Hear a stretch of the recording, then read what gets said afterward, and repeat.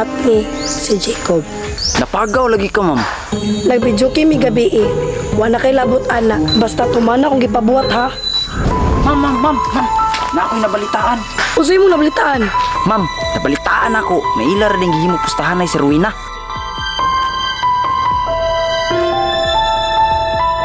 Tagna ko pa.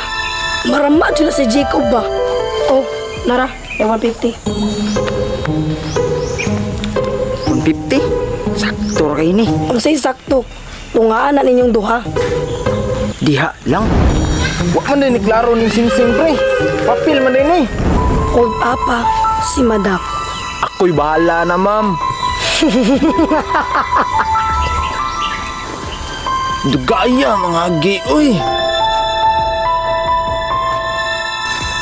Ara na ang target. Tungaon na lang nato ng 150 mi. Sige, imonis kinto. Tama day pre no. Duha man din nakapapil. Kung magtungat ang duha, tag isa-isa ta. Gani no. Imani oh.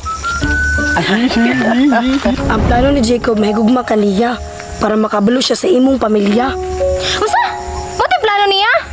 Ma-fall siyang buanga siya. Burag isang gapuha.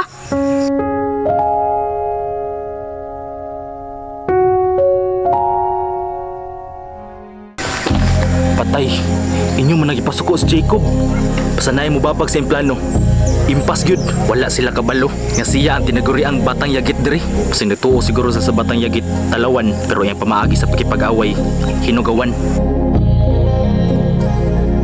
Hi guys, mayong adlaw. May adlaw siyang tanano, gusto lang ako magpasalamat sa tanan na nagsubaybay sa atong mga Bisaya na short film o kanang abangin niyo ang mga musunod na episode sa Batang Yagit unsa kay metabo sa istorya ni Jacob o Rowena.